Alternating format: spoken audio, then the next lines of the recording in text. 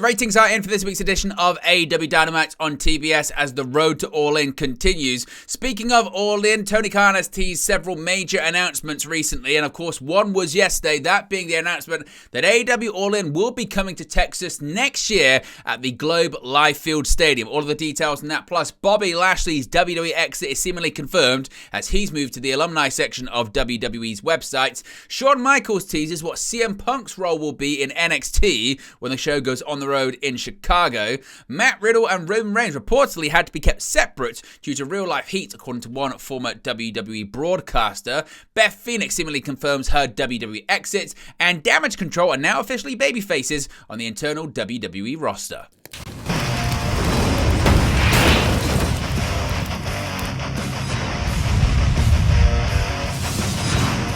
Hey guys, welcome back to Wrestling News 365. Hope everyone is doing very well. As always, plenty of news stories to get into in the world of professional wrestling. Let's begin with the ratings for this week's edition of AEW Dynamite on TBS. As I mentioned, the road to AEW All In continuing this week, and the question is how many people tuned in for the show. The road to AEW All In is bringing viewers to the program, but the company is still not reaching the heights of last year. According to WrestleNomics, the overall audience for AEW Dynamite rose 13% for the August 14 episode, with 703,000 viewers tuning in on Wednesday, from last week's 622,000 viewers.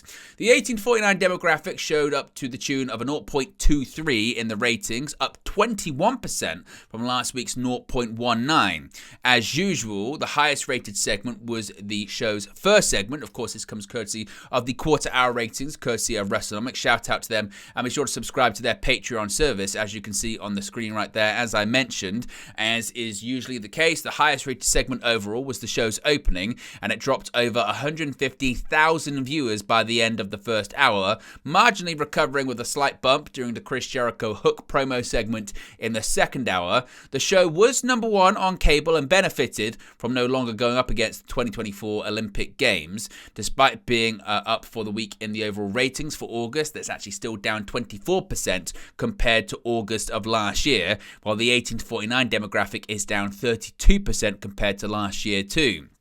Compared to quarter three of last year, quarter three of this year thus far is down 21% overall and 26% in the 18-49 demographic. Despite this downward trend, of course, AEW President Tony Khan has a positive outlook on the future of AEW's relationship with Warner Bros. Discovery. The two parties are said to be nearing a deal for AEW's future distribution on the channel, and WBD's recent loss of the rights of the NBA open a big part of the company's schedule, especially as True TV is set to rebrand in prime time as TNT Sports, even without the basketball league. Of course, next week's episode of Dynamite will be the show's debut over here in the UK, as it will be emanating from Cardiff, Wales, and it will be the last Dynamite before AEW All In on August 25th.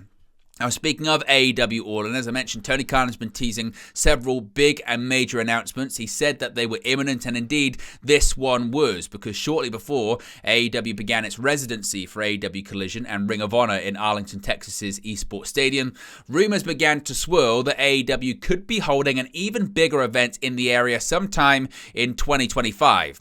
Now, with only one show remaining in the residency before Collision and Ring of Honor head out on the road again, that rumor has become a reality. At a press conference yesterday held in Arlington, it was announced that AEW All In would next year be held in Texas, taking place at Globe Life Field, home to Major League Baseball's Texas Rangers. The show will be held on July 12, and it will be the first ever wrestling event held in the baseball stadium, which officially opened only 4 years ago. All In, being held in Texas next year, will end AEW's 2-year run of holding the promotion in London, England's Wembley Stadium, which will host the second All In just a week and a half from now. It will not be the last, however. AEW President and owner Tony Khan has confirmed at the press conference that AEW will return to London for 2026. Now, should All In fill up Globe Life Field, it would give AEW the highest attended event ever in the United States, as the baseball stadium can hold up to and possibly over 40,000 people, with its record so far being 43,598 people for a Morgan Wallen concert in October 2022. It's also another sign of AEW's vast ambitions for 2025, as the promotion is also rumored to be holding a stadium-sized show in Australia, which would mark AEW's first foray in into the country. Now, as far as more details when it comes to this, take a look at the press conference yesterday. In July 12th of 2025, AEW and the city of Arlington have partnered up to hold AEW's largest event of 2025 here at Globe Life Field with All In Texas.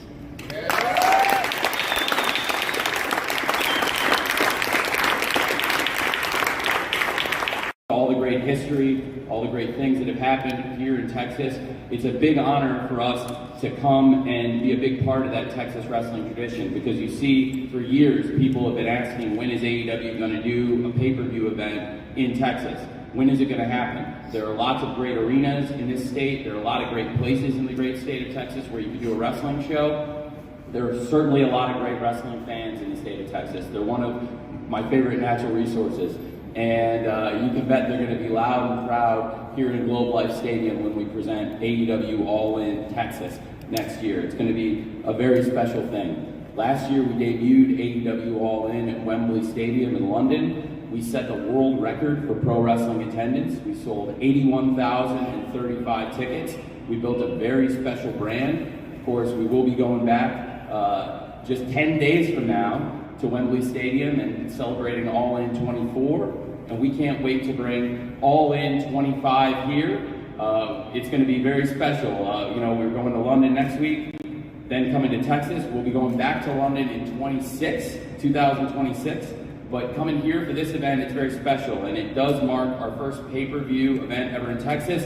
It also marks AEW's first stadium show ever in America.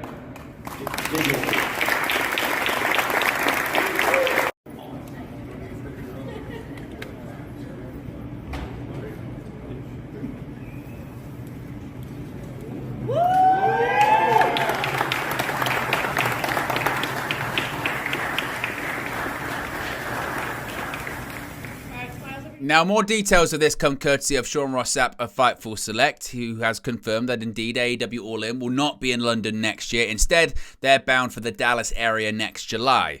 While the first two All Elite Wrestling branded All In shows have been based in London, England, a decision was made to move. Now, Fightful Select has learned that was a major consideration to having the event outside of London, dating months back. On Thursday, yesterday, it was announced that All In 2025 will take place in Dallas at Globe Life Field. One of the reasons that Fightful were given for the announcement happening before this year's All In was suggested by that same source that it is likely was to avoid unrealistic expectations set for an announcement at this year's show, much like last year's. Fightful have been told a return to Wembley, of course, is set to happen in 2026. Now, AEW worked with Dallas for the residency for Collision and Ring of Honor, and this was a part of the grander deal. Specifically, Kosher Irby's efforts in making the deal happen was applauded both within the company and by the city of Dallas. The deal is one that has been worked on for months, dating back to the genesis of Ring of Honor and Collision's residency in Texas. At the time that Fightful had reported that there was a stadium show in the plans, this part of the deal rather, had not been finalized.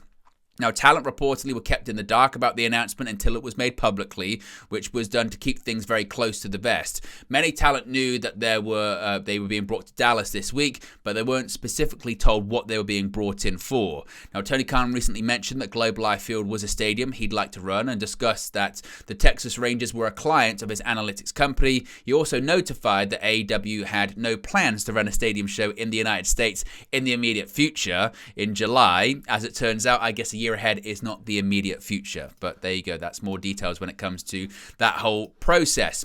Now, Bobby Lashley, seemingly he has confirmed, or his exit rather from WWE is now confirmed. Former WWE champion Bobby Lashley looks like he is now gone. Of course, on July 21st, it was reported that two-time WWE champion Bobby Lashley was set to depart the company at the end of his contract, which was due to expire soon. Now, shortly afterwards, a separate report stated that Lashley, along with WWE superstars MVP and Tamina, had been removed from the company's internal roster. Now, almost a month on, we seem to now have confirmation of Lashley's exit, as the Almighty has been removed from the company's active roster page on WWE.com. As can be seen on the website, Lashley is nowhere to be seen on the current roster page, having previously featured between Blake Howard and Booker T. Instead, Lashley is now found in the alumni section of the roster, which is also where his former manager MVP can now be found, with former United States champion also being removed following his own contract expiry on August 2nd. Now, the aforementioned Tamina is still listed on the current roster page and hasn't been moved as of this recording. It's worth noting that Becky Lynch, whose WWE contract expired at the beginning of June, is also still listed on the current roster despite no word that she's re-signed. The belief has always been that she'll return after a break, even though she is technically a free agent right now. Now, CM Punk. Of course, we know CM Punk. He's been at several NXT shows. He's appeared on a couple of them. He's been backstage at others. And we also know he's going to be at the NXT show at the Allstate Arena in Chicago, Illinois, once NXT moves to the CW. Now, Shawn Michaels has teased a major role for CM Punk on the upcoming debut of NXT on the CW on October 1st. In speaking with Iridian Fierro of WGN Radio, Shawn Michaels was asked what role CM Punk would be playing in the upcoming NXT debut on the CW from Chicago.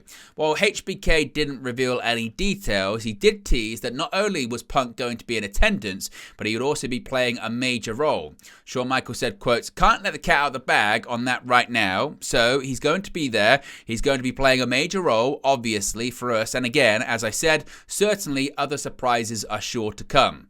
Michaels continued by saying, quote, "The NXT universe, as they say, are very excited to be coming to Chicago. Here in Orlando, our talent, we absolutely love our home base here in our arena, but getting out on the road is a really big event for us and for our talent, so they're excited to come, perform in front of, again, not just saying that, one of the greatest crowds that everybody around the world knows about, that Chicago there, the Allstate Arena, absolutely one of the best crowds to perform in front of, and our NXT superstars are extremely excited about getting to do just that."